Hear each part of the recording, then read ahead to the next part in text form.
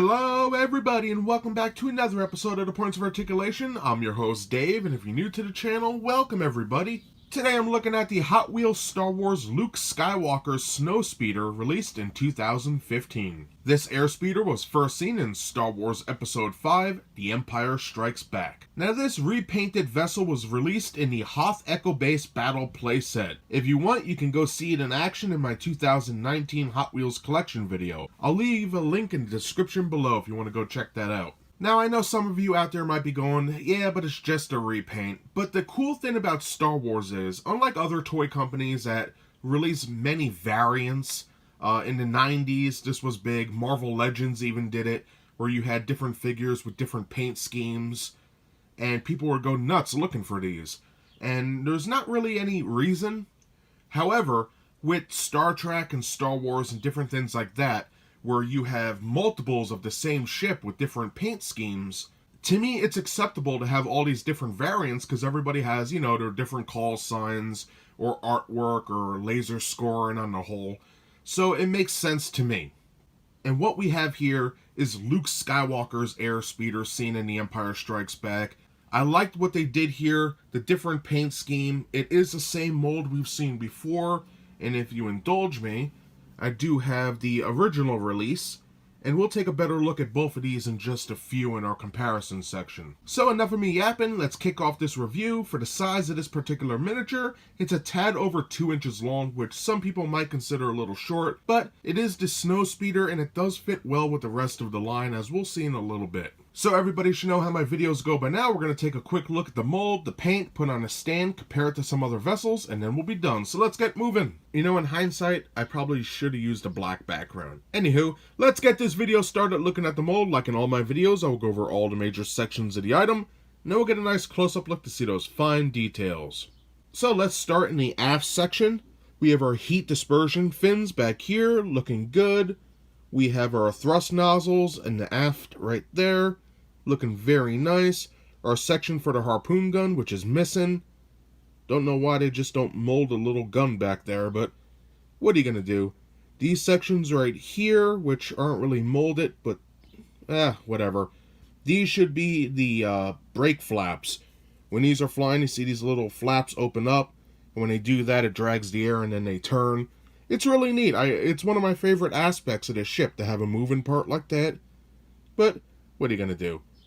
Over here we have our power coupling on both sides, our laser cannons looking very nice, our canopy, we have our pilot and co-pilot in the back for the harpoon gun, very nice. Over here where this little orange decal is, should be an air intake for the cabin, but it's not really molded there. Despite that, some very nice details. For the underneath, we have 3 rivets holding it together, copyright crap, and a peg port for our stand, along with some nice detailing. Very cool stuff. So that does it for all the major parts of this particular ship. So now let's get a closer look. And now, having a close-up of the Snowspeeder, we'll begin with the bottom section in the forward and work our way to the aft. As we can see, there is some beautiful work here, some nice recesses, molding, line work, our 3 rivets, peg port for the stand, copyright crap, model number, and I just love the detail here. As we can see, it does have some nice molded line work, which is nice, some raised sections, these little rectangles and squares, looking good, and I love the center section. Look at all that. Fantastic. And the cool thing is, when you turn it like this, nothing is flat. It's all paneled, all angled. Beautiful stuff. I love the raised sections, especially in the center. Sure, the rivets pop out, but what are you going to do? Seems to be a running thin with the Hot Wheels line. And the titaniums as well. Some of them do that too. In the aft section, we have some nice line work here. And of course for the top. Now you might be noticing I do have some paint chip in here. That had nothing to do with me. This came out of the box like that. Actually, it had a lot of cosmetic issues out of the box. I don't know. It is what it is. But looking at the aft section now, where the fin is, you can see that. Very nice. Paint chip there. Right here is where the tow cable should detach. So they molded that, but no grapple gun or whatever, so I don't know. Like, come on, can't you just mold a harpoon? How hard is that? It could just be a little rectangle that sticks out. It doesn't matter. But now there's nothing there. It's just an empty socket for where the gun should go. I don't know.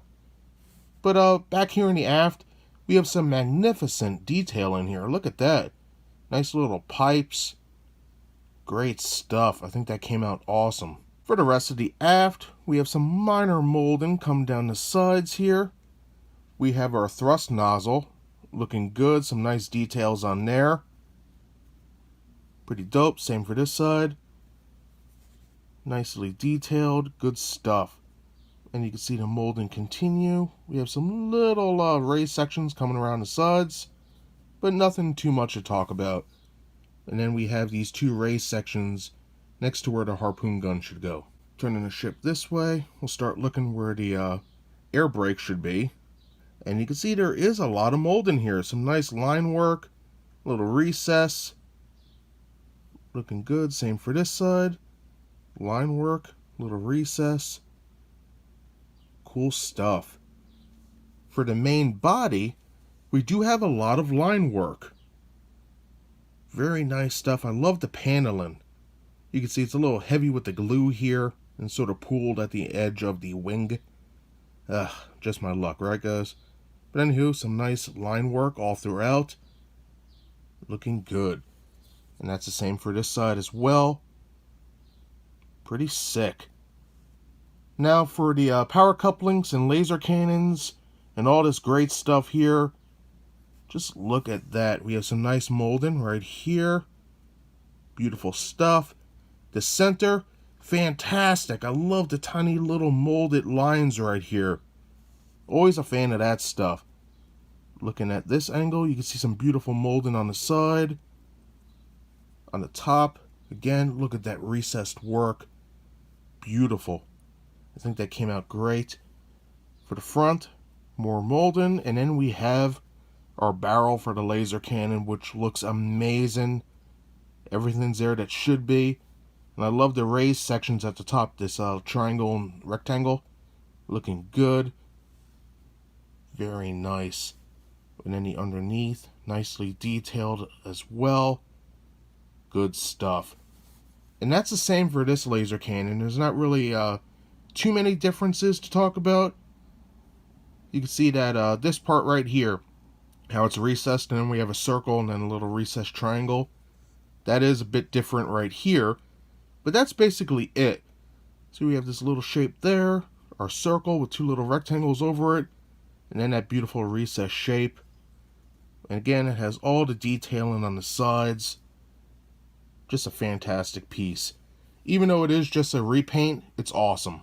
Now finally, for the canopy, we can see some light line work and raised sections coming down here, which looks great. They have the shape. You know, I do think this is one of their best miniatures Hot Wheels made. They captured the likeness of this vessel perfectly. Now I wish the windows would be a little bit recessed in, but despite that, I do think it's pretty cool nonetheless. And then of course we have our little paint, or I should say glue drippings there. Such a shame. I should really look for another one. But a great piece, very angled, very cool, and I think this came out great despite its little defects with the glue here and there and paint chipping from the package. And that's everything I had to say for the mold. Hopefully I covered everything. Technically this is the second time I'm looking at this particular piece, and I have to say I'm a fan of it. I think Hot Wheels did a decent job. Beautiful detailing throughout. Having said that, I do have some gripes. No harpoon gun, and heavy glue and paint chipping everywhere. Ugh. But besides that, I do think it's a very nice ship. Very detailed in all the right areas. So now, let's take a look at the paint. Alright, let's take a look at the paint on the Luke Skywalker's Snowspeeder, and this baby features about 6 different colors. First color up is a nice light gray for the main color of the ship. Very nice. I think that came out great. Beautiful color choice. Now on top of that, we got 3 other grays working together. We got dark gray, we got darker gray, and then we have some light gray. And I think they all work very nice together to give us a nice paint scheme here that's different than the original. Very nice. And of course there's no paint on the bottom except this little model number here. So back to the top, our next color is a nice orange. We could see that around the border right here, this light gray. There's a little decal there, and these ZZs on the side. I don't know why, but I always loved that symbol. I don't know, it's just very iconic on the Snowspeeder, you know what I mean? Pretty dope. And the last color on here is a nice glossy black for the windows on the canopy, which look very nice. You can see how light reflects off that. Very cool, and I have to say, very clean. Look at the line work on there. Very nice. Kudos to Hot Wheels on that. Excellent paint on there. Very clean. Dope. So that does it for the mold and the paint. So now let's put this baby back on a stand compared to some other vessels, and then we'll be done. Now, unlike most Hot Wheels ships, this particular Snowspeeder did not come with a stand. Luckily, I have some extras, so you can peg it into port like so. Hear that click. And just like that, everybody, you are good to go. And now looking at some size comparisons with the Hot Wheels Star Wars Luke Skywalker Snowspeeder seen in the left. On the right hand side, we have the Hot Wheels normal release Snowspeeder. And you can see how they are the exact same vessel, just with different paint. And for an added bonus size comparison with the Luke Skywalker Snowspeeder seen in the center, I have it next to some other Hot Wheels Empire Strikes Back vessels. First, on the right hand side, we have the Imperial AT-AT. And then on the left hand side, we have Boba Fett's Slave 1. Some great looking ships here, and if you want to see reviews of any of these vessels I showed today, check the links in the description below. And that does it today for my review of the Hot Wheels Star Wars Luke Skywalker Snowspeeder, released in 2015. Now I have to repeat myself because I know some people don't listen or they skip through the video. This particular ship was not mass released on a single card. The only way you could get this paint variant was to buy the Hoth Echo Base Battle playset. So check eBay, Amazon, look around. Sometimes they are very cheap. So good luck with that. Now, what do I think about this ship? For the mold, yes, it's a repaint, remold, whatever you want to call it. But I love the physical representation here of the Snowspeeder.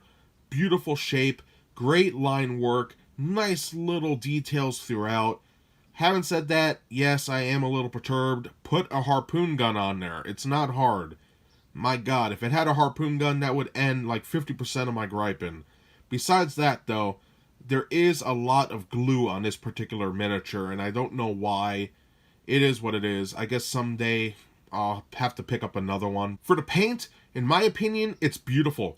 We have all those grays working together. We have the orange and the black, and I have to say, the paint on here is very clean, especially on the canopy.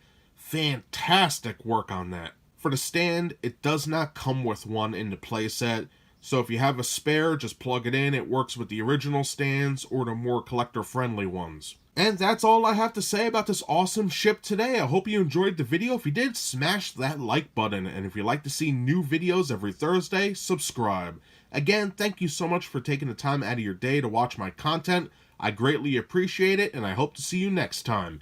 Bye, everybody.